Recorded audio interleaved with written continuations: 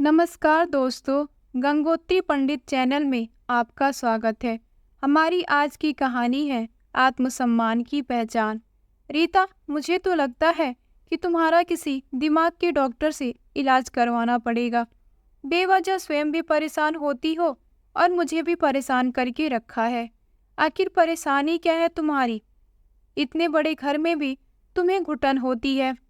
1 महीना हो चुका हमें इस घर में आए हुए, लेकिन तुमने तो बस एक ही रट लगाई हुई है। मेरा यहाँ दिल नहीं लगता, मुझे घुटन होती है। जब भी ऑफिस से लौटता हूँ, तुम्हारा उदास चेहरा ही मुझे देखने को मिलता है।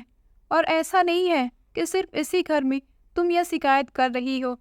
अपने पुराने घर में भी तुम आए दिन इसी तरह की बहकी बहकी बातें करती रहती थी।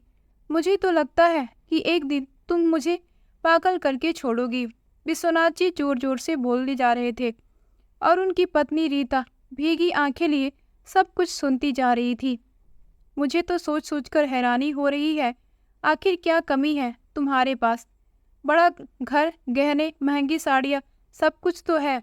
अब तो हमारा बेटा भी सेटल हो चुका है और हम उसकी शादी करके उसकी जिम्मेदारियों से भी स्वतंत्र हो चुके हैं। इससे ज़्यादा जिंदगी से तुम क्या चाहती हो? और वैसे भी मुझे तो समझ नहीं आ रहा है कि मैं तुम्हारे साथ माथापच्ची ही क्यों कर रहा हूँ। इतना वक्त ही कहाँ है मेरे पास जो तुम्हारी इन व्यर्थ की बातों में समय गंवाऊँ।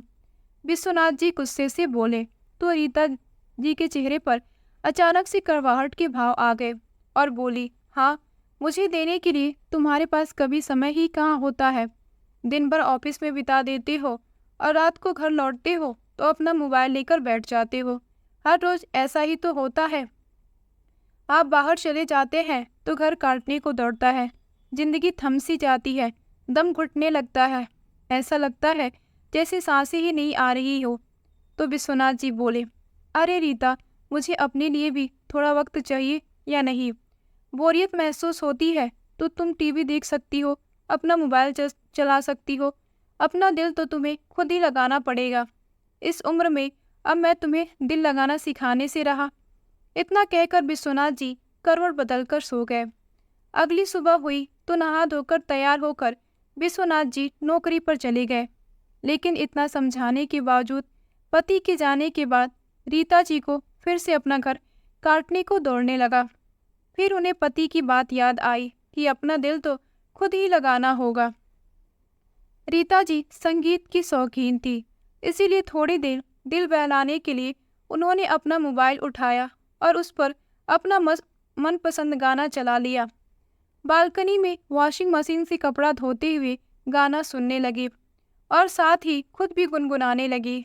थोड़ी देर में गाना बंद हो गया, लेकिन रीता जी उसमें इतनी मस्त हो गई कि गाना बंद होने के बाद भी वह गाती जा रही थी।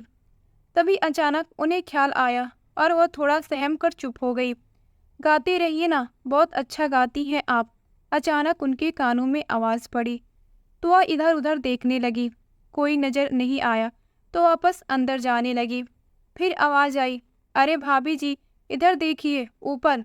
रीता जी ने देखा कि पड़ोस वाली छत पर एक महिला खड़ी थी। नमस्ते भाभी जी, कैसी हैं आप?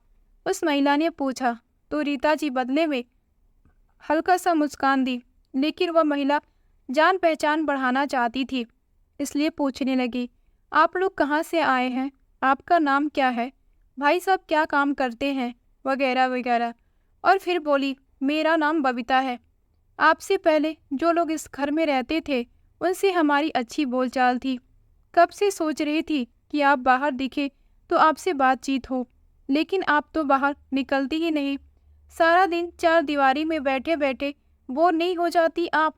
कभी कभी बदलाव के लिए बाहर भी निकलना चाहिए। उस महिला ने कहा तो रीता जी मन ही मन सोचने लगी, सो तो है। तभी वह महिला बोली, किसी दिन थोड़ा सा समय निकालकर हमारे घर आ जाइए। एक दूसरे से थोड़ी जान पहचान भी हो जाएगी और आपको भी अच्छा लगेगा। जी जरूर। ऐसा कहते हुए रीता जी ने उसकी बात को टालना चाहा तो वह महिला कुछ उत्साहित होते हुए बोली, अच्छा यह बताइए, आज शाम को आप क्या कर रही हैं? कुछ भी तो नहीं, रीता जी ने कहा तो पड़ोसन मुस्कुराते हुए बोली, आसपास की सभी हम उम्र की महिलाओं ने किटी पार्टी ज्वाइन की हुई है। आज शाम को मेरे ही घर पे हमारी किटी पार्टी है। अगर आप व्यस्त नहीं हैं तो शाम को पार्टी में आ जाइए। इसी बहाने सोसाइटी की सभी महिलाओं से भी आपकी जान पहचान हो जाएगी। किटी पार्टी का नाम सुनते ही रीता जी कुछ असहज सी हो गई। सोचने लगी, किटी पार्टी तो मेरे पति को पसंद ही नहीं है। कहते हैं कि तुम्हें ऐसी फालतू की पार्टियों पर जाना शोभा नहीं देता, घर पर ही रहा करो। अब पतिदेव की मर्जी के बिना मैं किसी पार्टी में कैसे जा सकती हूँ। तभी पड़ोसन बोली, अरे ज़्यादा मत सोचिए, हमारे साथ पार्टी ज्वाइन करके आपको बहुत अच्छा लगेगा। मैं आपका इंतज़ार करूँगी। उस समय पड़ोसन को मना करना रीता जी को अच्छा नहीं लगा, इसीलिए एक मुस्कुराहट के साथ उन्होंने स्वीकृति दे दी। मन ही मन उनका भी जाने का बहुत दिल था, लेकिन यह सोचकर कि कहीं पतिदेव गुस्सा ना हो जाए, रीता जी ने जाने का प्रोग्राम कैंसिल कर दिया। कई दिन बीत गए। फिर एक दिन शाम को दरवाजे की घंटी बजी तो रीता जी दरवाज़ा खोलने गई। देखा तो वही पड़ोसन दरवाजे पर खड़ी थी। अरे आप, एक हल्की सी मुस्कान के साथ रीता बोली। अरे भाभी जी, मैं तो आपसे मिलने के लिए ही आई हूँ, लेकिन मुझे आपसे एक शिकायत है। आप उस दिन किटी पार्टी पर क्यों नहीं आई? बड़े अपनेपन से पड़ोसन ने पूछा और उनके कंधे पे हाथ रखते हुए बोली, सारा दिन घर में कैद होकर कोई भला कैसे रह सकता है? अरे एक जगह ठहरा हुआ पानी भी बदबू पैदा करने लग जाता है। जीवन के लिए गतिशीलता और बदलाव बहुत जरूरी है। पड़ोस वाली मिसेस शर्मा से भी पूछा था मैंने, लेकिन उन्होंने भी यही कहा कि आप उनसे भी कभी नहीं मिली। आप बाहर नहीं निकलती हैं। क्या बात है? पड़ोसन का प्यार भरा व्यवहार देखकर रीता जी की आंखें सहसा भर आई। ठहरा हुआ पानी भी बदबू मारने लगता है, बात तो ठीक है। वह भी तो ठहरी चुकी है, तो क्या फर्क हुआ उसमें और ठहरे हुए पानी में? अरे यह क्या, आप तो रो रही हैं क्या? पड़ोसन ने पूछा तो रीता जी सामान्य होने का दिखावा करते हुए बोली, नहीं नहीं, कुछ पुरानी बातें याद आ गई थी। चलो कोई बात नहीं, कभी कभार रोकर भी गुबार हल्का हो जाता है। अच्छा, अब अंदर आकर बैठने को नहीं कहोगी क्या? बबीता ने कहा और बड़े हक से रीता जी के साथ अंदर आ गई। आपके लिए शायद यह घर नया होगा, लेकिन मेरे लिए पहले इस घर में जो रहती थी वह मेरी बहुत अच्छी सहेली बन चुकी थी। आप भी मुझे बहुत अच्छी लगी। अच्छा एक बात बताओ, घर में इतनी घुटन सी क्यों है? दरवाजे खिड़कियां क्यों नहीं खोलते आप लोग? इधर उधर देखते हुए कविता बोली। तो रीता जी उदासी भरे स्वर में बोली, वह क्या है ना, मेरे पति को दरवाजे और खिड़कियां खोलना अच्छा नहीं लगता है। सुनकर हैरान हो गई बबीता और फिर बोली, क्या उनको किसी के साथ तुम्हारा हंसना बोलना भी पसंद नहीं है, जो तुम उस दिन किटी पार्टी में नहीं आई? तो रीता जी ने कहा, दरअसल मेरा किटी डालना या पार्टियों में जाना उन्हें पसंद नहीं है। कहते कहते रीता उदास हो गई। अच्छा चलो कोई बात नहीं, कुछ सोचकर बबीता ने कहा और फिर बोली, अच्छा एक बात बताओ, आपके बच्चे कहाँ हैं? किसी हॉस्टल में पढ़ते हैं या बाहर नौकरी करते हैं? मेरा एक ही बेटा है, जिसकी अभी कुछ महीने पहले शादी हुई है। अच्छा तो आप सास भी बन चुकी हो? फिर उदासी किस बात की? अगर बहू से नहीं बनती तो दो चार जली कटी सुना के अपनी भड़ास निकाल लो, और अगर बनती है तो प्यार भरी बातें करके अपना मन हल्का कर लो। फिर रीता बोली, मैं तो यहाँ अकेली हूँ, बेटा बहू तो दिल्ली में रहते हैं, और फिर जब इतनी दूर रहते हैं तो लड़ाई करने या प्यार जताने का तो सवाल ही पैदा नहीं होता। अच्छा बहू आपकी पसंद की थी या भाई साहब की पसंद की? अरे नहीं, उन दोनों ने खुद ही एक दूसरे को पसंद कर लिया था, रीता ने कहा। तो बबीता बोली, यह भी अच्छी बात है, वरना आजकल के बच्चों के रिश्ते ढूंढने में बड़ी समस्या हो जाती है। कभी परिवार अच्छा नहीं मिलता है तो कहीं लड़की पसंद नहीं होती। अच्छा भाभी जी, आज मैंने खाने में मशरूम की सब्जी बनाई थी तो थोड़ी सी आपके लिए भी ले आई। वैसे आपने आज खाने में क्या बनाया? कुछ भी तो नहीं, कुछ बनाने का मन ही नहीं किया। क्या मतलब, आपने सुबह से कुछ खाया नहीं? बबीता ने हैरानी से पूछा और फिर बोली, चलो पहले आपकी रसोई में चलकर रोटी पकाते हैं। आटा तो गूथा ही होगा ना? मैं चपाती बनाती हूँ, खाकर बताना कि मेरे हाथ का खाना आपको कैसा लगा। बबीता का इतना अपनापन देखकर रीता जी हैरान रह गई। उधर बबीता ने चपाती बनाई तो रीता ने चाय बना दी। थोड़ी देर बाद चाय पीते हुए बबीता बोली, लेकिन भाभी जी, आप इतनी उदास क्यों रहती हैं? मैं मानती हूँ कि नई जगह पर आकर थोड़ी उदासी आ जाती है, लेकिन इतनी भी नहीं कि खाना पीना ही छोड़ दिया जाए।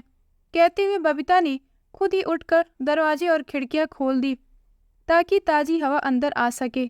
फिर बोली, भाभी जी, एक बात कहूँ, आपकी आवाज़ बहुत ही मीठी है। उस दिन आप गाना गुनगुना रही थी, सच कहूँ तो दिल को भा गई। आपकी मीठी आवाज़, कहाँ से सीखा आपने गाना? बबीता ने पूछा तो रीता बोली, वह मेरे दादाजी शास्त्रीय संगीत में पारंगत थे। उन्हें देखकर मुझे भी संगीत का शौक चढ़ा और उनसे संगीत सीखा। बबीता ने देखा कि संगीत की बात करते हुए रीता के चेहरे पर एक मुस्कुराहट और आंखों में एक चमक आ गई थी। अरे वाह, यह तो बहुत अच्छी बात है, लेकिन मुझे एक बात समझ में नहीं आई कि अगर आपके पास इतना कला है तो संगीत की क्लासेस क्यों नहीं देती? इस तरह आपका समय भी कट जाएगा और दिल भी बहल जाएगा। तो रीता बोली, शौक तो मुझे बहुत है संगीत का। शादी से पहले मैं खूब रियाज किया करती थी, लेकिन जब शादी हुई तो सब कुछ छूट गया। सास ससुर को मेरे गाने से आपत्ति थी। मेरे पति को भी यह सब कुछ खास पसंद नहीं था, इसलिए मैंने गाने पे रोक लगा दी। उसके बाद मैंने गाना छोड़ दिया। कभी दिल करता है तो थोड़ा बहुत गुनगुना लेती हूँ।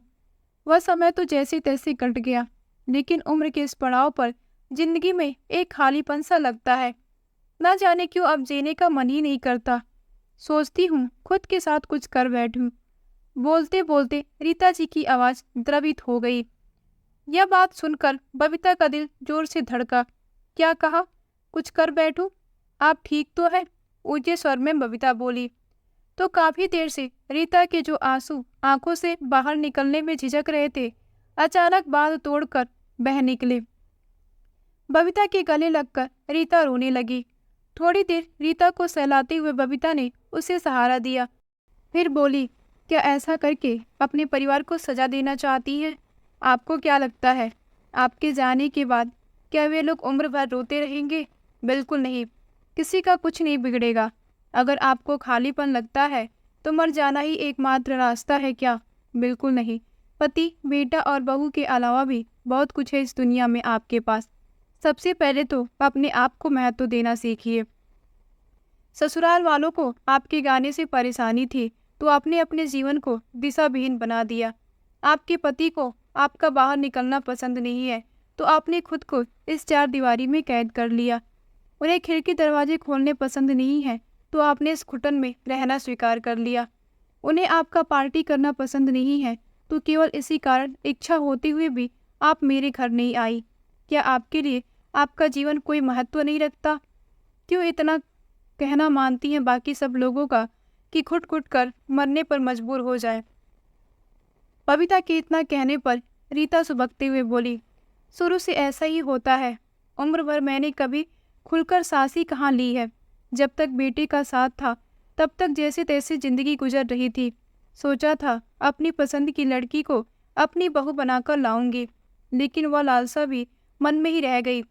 वह तो अपनी पसंद की लड़की ढूंढ कर ले आया। अरे तो क्या हुआ? मैं तो कहती हूँ अच्छा ही किया उसने। अपनी इच्छा से तो जी रहा है ना। आज से 25 साल बाद वह यह तो नहीं सोचेगा कि मैं अपनी पसंद से नहीं जी पाया।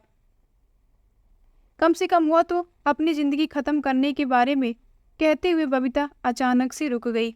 तभी रीता बोली, नहीं नहीं, मेरे बच्चे को मेरी भी उम्र लग जाए। अच्छा, एक ओर तो अपनी औलाद को अपनी उम्र देना चाहती हो और दूसरी ओर मरकर उसे उम्र भर का अपराध बोध देना चाहती हो। आप तो हमेशा के लिए चली जाओगी, लेकिन कभी यह सोचा है कि आपका बेटा किस किस के सवालों का जवाब देता रहेगा? अरे जो कुछ भी आपके मन में है आज ही उसे कहकर अपना दिल हल्का कर लो। जिसे जो सुनाना है उसे सुना दो, लेकिन कम से कम अपनी ज़िंदगी तो जियो। कहते हुए अचानक बबीता की नज़र रीता के बेडरूम की ओर गई। दरवाज़ा हल्का सा खुला हुआ था। अंदर देखा तो बबीता के पैरों तले जमीन खिसक गई। पलंग के ऊपर एक बेंच रखा हुआ था और पंखे पर दुपट्टा लटका हुआ था। बबीता को समझते देरी ना लगी कि उसके आने से पहले यहाँ क्या चल रहा था। उसे तो जैसे काटो तो खून नहीं, सोचने लगी कि अगर उसने आने में 1 मिनट की भी देरी हो जाती तो न जाने यहाँ क्या हो गया होता। थोड़ी देर के लिए एक भयानक सा सन्नाटा पसर गया। पूरे घर में फिर उस सन्नाटे को तोड़ते हुए बबीता की कांपती हुई आवाज आई, आपके पति कब तक लौटेंगे काम से? अरे वह तो रात को लेट ही आते हैं, कभी कभी रात के 11 भी बज जाते हैं। आजकल ऑफिस में कुछ ज़्यादा ही बिजी रहते हैं। तो ठीक है, आप मेरे साथ मेरे घर चलिए। जब आपके पति आएंगे तो आप वापस आ जाना। मैं आपको अकेला नहीं छोड़ना चाहती हूँ। अरे मैं तो बहुत समय से अकेली हूँ और अब शायद थक भी गई हूँ। बेटा बहू अपनी ज़िंदगी में मस्त है और पति के लिए तो मेरी इच्छा न कल कोई मायने रखती थी और ना ही आज रखती है। यह घर मेरे पति के हिसाब से चलता है। बेटे के घर में बहू का राज है और मायके जाती हूँ तो वह घर अब भाभीियों का हो चुका है। मुझे समझ नहीं आता कि आखिर मेरा घर कौन सा है, क्योंकि इस घर में तो मेरे पति की इजाज़त के बगैर एक पत्ता भी नहीं हिल सकता। अगर उनके आने से पहले मैंने खिड़कियां बंद नहीं की तो घर में तूफान आ जाएगा। सुनकर दिल दहल गया बबीता का। वह सोचने लगी, अगर रीता की जगह वह स्वयं होती तो शायद उसकी भी यही हालत होती। तो चलो भाभी जी, आज इन्हीं खिड़कियों से शुरुआत करते हैं। क्या मतलब? मतलब यह कि आज आप इन खिड़कियों को मत बंद करना, और आपके पति बंद करने लगे तो उन्हें कह देना कि मुझे ऐसा ही अच्छा लगता है। कभी कभी थोड़ा सा विरोध भी कर लेना चाहिए। अक्सर ऐसा होता है कि हम अपनी बात किसी के सामने नहीं रख पाते और दूसरों की इच्छाएं पूरी करने के लिए हम खुद की इच्छाओं को महत्व देना ही छोड़ देते हैं और सामने वाला समझता है कि हमारी भी वही इच्छा है। इतने वर्षों में आपने कभी अपने पति को ना नहीं कहा, तभी तो आपके जीवन का हर पहलू उनके अधिकार क्षेत्र में आ गया। उनकी इच्छा के बिना आप इस घर की एक खिड़की तक नहीं खोल सकती। अरे आप एक जीवित इंसान हैं, कोई मृत शरीर नहीं। यदि आपकी सांस घुटती है तो विरोध भी आपको ही करना पड़ेगा। भले ही इस कारण आपकी अपने पति के साथ कहा सुनी हो जाए, परंतु अपनी जिंदगी समाप्त करने का मत सोचो। कभी कभी शांति पाने के लिए अशांति भी सहन करनी पड़ती है। बबीता बोली तो रीता बड़ी हैरानी से उसका चेहरा देखने लगी। बबीता की बातें उसे सही लग रही थी। फिर बबीता बोली, भाभी जी, घर में जो बेकार सामान पड़ा है आप उसे निकाल क्यों नहीं देते? आप मालकिन हैं, अपने घर को जैसा चाहती हो अपने घर को वैसा सजाओ। फिर रीता बोली, चाहती तो मैं भी हूँ, लेकिन क्या? आदमियों को तो अपने घर में कुछ ही घंटे गुजारने होते हैं, जबकि औरतें उस घर में 24 घंटे रहती हैं। तो आप ही बताइए, घर में किसकी मर्जी चलनी चाहिए? बबीता की बात सुनकर रीता के चेहरे पर एक चमक आ गई। फिर बबीता बोली, भाई साहब तो देर से आएंगे और आजकल मेरे पति भी किसी काम से दूसरे शहर गए हुए हैं और बच्चे दूसरे शहर में नौकरी कर रहे हैं। मैं अपने घर में अकेली हूँ, तो आप मेरे साथ चलिए। बबीता का आग्रह सुनकर रीता कुछ असहज हो गई। तो बबीता बोली, अरे आप चिंता क्यों करती हैं? फ़ोन करके बता देंगे आपके पति को कि आप मेरे घर पे हैं। जब वे लौटेंगे तो आप उनके साथ वापस आ जाना। रीता के मना करने के बावजूद भी बबीता उनका हाथ पकड़कर अपने साथ ले गई। बबीता के घर पहुंचकर रीता ने देखा कि उसने अपना घर बहुत अच्छे तरीके से व्यवस्थित किया हुआ था। वे दोनों डाइनिंग रूम में बैठ गई। फिर बबीता बोली, क्यों न आज बाहर से खाना ऑर्डर किया जाए, कभी कभी परिवर्तन भी जरूरी होता है। ऐसा कहते हुए बबीता ने फ़ोन उठाकर खाना ऑर्डर कर दिया। अब तक रीता भी कुछ सहज हो चुकी थी। रीता अपने जीवन की परेशानियों को भूलकर अपने बचपन की बातें बबीता के साथ साझा करने लगी। लेकिन रह रहकर बबीता के मन में एक ही ख्याल आ रहा था कि अगर वह उस समय उनके घर ना गई होती तो अब तक रीता अपनी जीवन लीला समाप्त कर चुकी होती और उसके परिवार वालों को केवल एक शव के रूप में ही मिलती। रात के 11 बजे रीता के पति जब घर वापस आए तो उन्होंने बबीता के घर की बेल बजा दी। लेकिन बबीता अजीब सी कशमकश में थी कि क्या उसे रीता की उस हरकत के बारे में उसके पति को बताना चाहिए या नहीं। आखिर कैसे समझाएं उसके पति को कि रीता की जान को खतरा है। चाहते हुए भी वह इस मामले से आंख नहीं मूंद पा रही थी। आखिर किसी इंसान की जिंदगी का सवाल था। अगले दिन बबीता के मन में वही विचार घूमे जा रहे थे। सोचा कि एक बार रीता को फ़ोन करके उसका हालचाल पूछ लूं। परंतु 2-3 बार फोन करने के बाद भी रीता ने फोन नहीं उठाया। किसी अनहोनी की आशंका से बबीता की सांसें तेज होने लगी। आनन फानन में उसने अपने घर का ताला लगाया और जल्दी से बाहर आकर रीता के घर की बेल बजाई, लेकिन कोई बाहर नहीं आया। तो बबीता ने 2-3 बार फिर से बेल बजाई। विश्वनाथ जी बाहर आए और दरवाजा खोला। अरे भाई साहब, इस तरह डिस्टर्ब करने के लिए माफ़ी चाहती हूँ, लेकिन आप फ़ोन क्यों नहीं उठाते हैं? पता है मुझे कितनी चिंता हो रही थी। भाभी जी कहाँ है? ठीक तो है ना वो? एक ही सांस में बबीता ने सब कुछ बोल दिया और यहाँ वहाँ देखने लगी। तो विश्वनाथ जी हैरानी से बोले, क्यों, क्या हुआ रीता को? वह तो बस रात को उसे नींद नहीं आती है, इसीलिए नींद की गोली खिलाकर उसे सुलाया है। सुनकर बबीता की सांस में सांस आई और फिर बोली, मुझे भाभी जी के बारे में आपसे कुछ जरूरी बात करनी है। यह सुनकर विश्वनाथ जी उसे प्रश्नवाचक निगाहों से देखने लगे। उसने पिछली शाम की सारी बात विश्वनाथ जी को बता दी। यह बात सुनते ही वे हक्के बक्के रह गए। फिर बबीता ने पूछा, क्या आपने नहीं देखा आपके कमरे के पंखे से एक दुपट्टा लटक रहा था? नहीं तो, पंखे से दुपट्टा तो मैंने नहीं देखा। मुझसे पहले रीता कमरे में आई थी।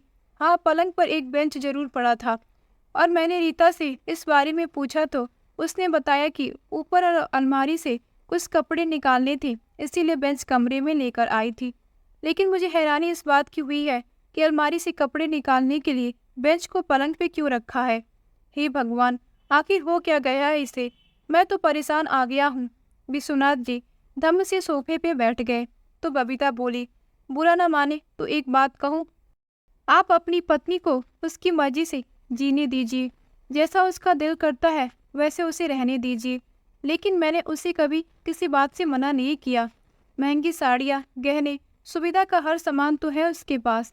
तभी यहाँ वहाँ देखते हुए बबीता बोली, यह खिड़कियाँ कल ही मैंने खुलवाई थी और आते ही आपने शायद सबसे पहले इन्हें ही बंद किया होगा। यह सुनकर विश्वनाथ जी सकपका गए और फिर बोले, हाँ, दरअसल खुली खिड़कियाँ से पूरा घर दिखाई देता है, इसीलिए मैंने। अरे समझने की कोशिश कीजिए, आपकी पत्नी का इस घर में दम क्यों घुटता है?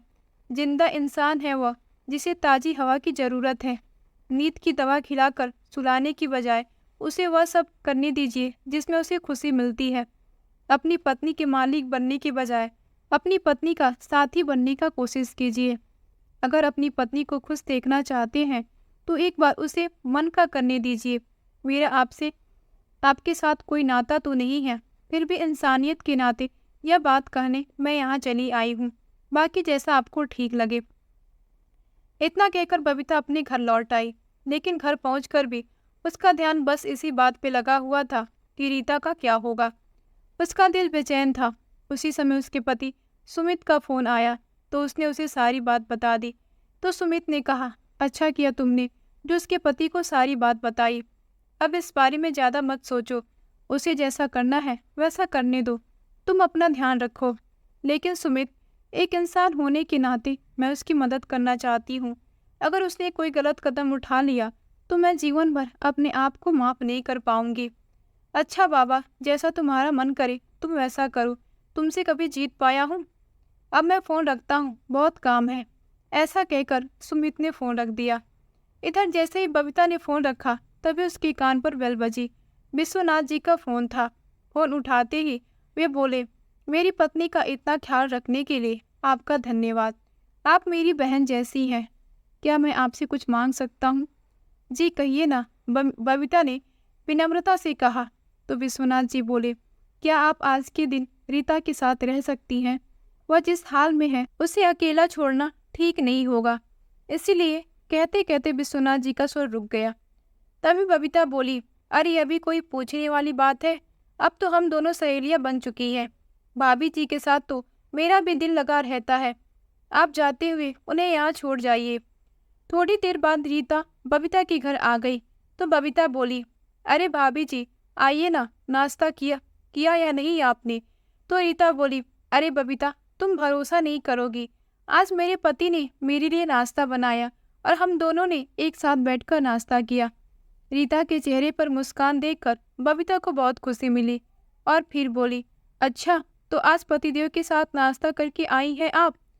तभी चेहरे पर एक प्यारी सी मुस्कान है। ऐसे ही हंसते रहिए, बहुत अच्छी लगती हैं। कहते हुए बबीता चाय बनाकर ले आई और साथ बैठकर दोनों चाय पीने लगे। तो रीता बोली, बबीता, तुम्हारे घर में आकर एक खुलेपन का एहसास होता है। कितने तरीके से सजाया है तुमने अपने घर की एक एक चीज को। मेरे घर में सामान बहुत ज्यादा है ना, इसीलिए भरा भरा सा लगता है। तो भाभी जी, देर किस बात की, आपके घर में भी बदलाव कर देते हैं। जितना भी पुराना सामान बेकार है वह निकाल कर कबाड़ी वाले को बेच देते हैं। इससे आपका घर भी खुला खुला हो जाएगा और नए सामान की जगह भी बन पाएगी। फिर आप अपनी पसंद से अपने घर के लिए नया सामान खरीदना कल से ही शुरू करते हैं। लेकिन बबीता, कल तो मेरे पति 3-4 दिन के लिए किसी काम से बाहर जा रहे हैं, इसीलिए मुझे भी उनके साथ जाना ही होगा। अरे भाभी जी, वह तो वहाँ अपने ऑफिस का काम करेंगे, लेकिन आप वहाँ जाकर क्या करेंगी? बबीता ने पूछा। तो रीता बोली, जाने का मन तो मेरा भी नहीं है, लेकिन लेकिन क्या भाभी जी, आप यही रहिए, मेरे पति भी बाहर है, हम एक साथ अच्छा समय बिताएंगे। एक बार भाई साहब से बात करके तो देखिए, वह जरूर मानेंगे। इस पर रीता सहमत हो गई। अगले दिन विश्वनाथ जी रीता को बबीता के जिम्मे छोड़कर कुछ दिनों के लिए बाहर चले गए। बबीता के कहने पर दोनों सहेलियों ने मिलकर घर की सफाई का अभियान शुरू कर दिया। शुरुआत की गई रसोई घर से। जितने भी पुराने और टूटे फूटे बर्तन थे सब निकाल दिए गए। घर के पीछे की बालकनी में रखा पुराना सामान, कपड़े, फटी तस्वीर, पुरानी किताबें और जितना भी टूटा फूटा सामान था सब उठाकर बाहर निकाला। बबीता कबाड़ी वाले को बुलाने लगी। तभी रीता कुछ उलझन में पड़ गई और बोली, अगर इन्हें पता चल गया कि मैंने सारा सामान कबाड़ी को दे दिया है तो घर में तांडव खड़ा कर देंगे। ऐसा कोहराम मचेगा कि शांति का नामो निशान तक नहीं रहेगा। अरे भाभी जी, घर का पुराना सामान निकालने से पहले भी आपको अपने पति की इजाजत की जरूरत है।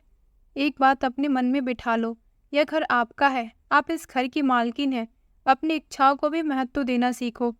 कैसे जियो अपनी इच्छा से बबीता?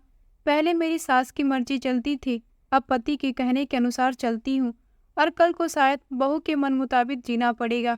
अपनी मर्जी चलाने के लिए तो शायद अगले जन्म का इंतजार करना पड़ेगा।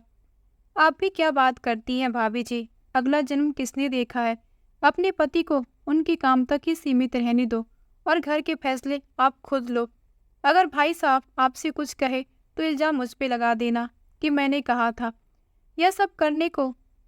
यह बात सुनकर रीता के चेहरे पर मुस्कुराहट आ गई और बोली, कुछ पैसे तो देकर गए हैं मुझे और यह भी कहा है जो चीज जी चाहे खरीद लेना।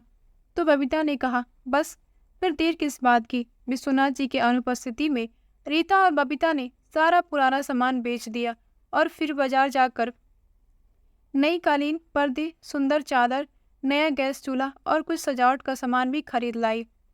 रीता ने बड़े उत्साह से घर के साथ सजावट की और 2-3 दिन के भीतर ही वह घर उसके सपनों के घर में तब्दील हो गया। जो रीता हमेशा उदास और मायूस रहती थी अब मुस्कुराने लगी थी। इस सब के बाद भी उसके पास काफी पैसे बच गए थे, तो अब उसने अपने और अपने परिवार वालों के लिए अपनी पसंद के कपड़े खरीद लाए। लेकिन मन के किसी कोने में एक डर भी था कि जब उसके पति घर आएंगे तो कहीं उस पर नाराज तो नहीं होंगे। आज शाम को विश्वनाथ जी घर वापस आने वाले थे और रीता की सांस अटकी हुई थी कि आखिर इस पर उसके पति की क्या प्रतिक्रिया होगी। अपने पति के लिए उसने उनकी मनपसंद पनीर की सब्जी और दाल बनाकर रखी थी। उधर बबीता भी थोड़ी चिंता में थी कि पत्नी को दी गई आज़ादी विश्वनाथ जी सहन भी कर पाते या नहीं। जैसे ही बेल बजी तो हिचकिचाते हुए रीता ने दरवाजा खोला तो रीता को देखते ही विश्वनाथ जी हैरान रह गए। हमेशा साड़ी में लिपटी रहने वाली रीता आज एक खूबसूरत सा सलवार सूट पहनकर खड़ी थी, जिसमें वो बहुत प्यारी लग रही थी। अंदर आए तो उनकी हैरानी का ठिकाना ना रहा। अपना सुंदर सजा हुआ घर देखकर उन्हें ऐसा लग रहा था जैसे वो कोई सपना देख रहे हैं। सोचने लगी, बस यही छोटी छोटी खुशियां ही तो मांगती थी उनकी पत्नी, और सिर्फ थोड़ी सी आज़ादी। इतने भर में ही उनके चेहरे से मायूसी गायब हो गई। खैर, जब जागो तभी सवेरा। विश्वनाथ जी हाथ जोड़ते हुए बबीता का आभार व्यक्त किया। थोड़ी ही देर में रीता के बेटा बहू भी आ गए। उन्हें देखकर चेहरा खुशी से खिल उठा। उनकी बहू बोली, मम्मी जी, हमने पूरे 1 हफ्ता की छुट्टी ली है और 1 सप्ताह हम लोग यही आप लोगों के साथ रहेंगे। बेटा बहू अपने साथ एक बड़ा सा बॉक्स लेकर आए थे। अरे यह क्या है? रीता ने पूछा तो उनका बेटा बोला, अरे मम्मी, यह पापा ने आपके लिए मंगवाया है। हैरान हो गई रीता और बोली, अरे आखिर क्या है इसमें? तुम खुद ही देख लो, विश्वनाथ जी ने एक मुस्कुराहट के साथ कहा। बॉक्स खोलकर देखा तो रीता की आंखें खुशी से झिलमिला उठी। विश्वनाथ जी बोले, रीता, यह हारमोनियम मैंने तुम्हारे लिए मंगवाया है। आज से तुम पूरी तरह स्वतंत्र हो। अपने पति द्वारा लाया गया इतना प्यारा उपहार देखकर रीता खुशी से उनके गले लग गई। आज रीता को अपना हंसता खेलता परिवार मिल गया था और बबीता मंत्रमुग्ध होकर उन सभी को हंसते मुस्कुराते हुए देख रही थी। दरअसल विश्वनाथ जी अपने ऑफिस के काम से नहीं, बल्कि अपनी पत्नी को स्वतंत्रता देने के इरादे से कुछ दिनों के लिए बाहर चले गए थे और यह सब उन्होंने बबीता के कहने पर किया था। भरी आंखों से बबीता की ओर देखते हुए उन्होंने हाथ जोड़कर उसका शुक्रिया अदा किया। आज वे समझ गए थे कि पिंजरा तो आखिर पिंजरा ही है, चाहे वह सोने का ही क्यों ना बना हो। इंसान की खुशी महंगी चीज़ों में नहीं, बल्कि अपने मर्जी से खुलकर जीने में है। तो दोस्तों, आपको यह कहानी कैसी लगी? लाइक और कमेंट करके ज़रूर बताइए और चैनल को सब्सक्राइब करना ना भूलें। मिलते हैं एक नई कहानी के साथ। आप सभी का बहुत बहुत धन्यवाद।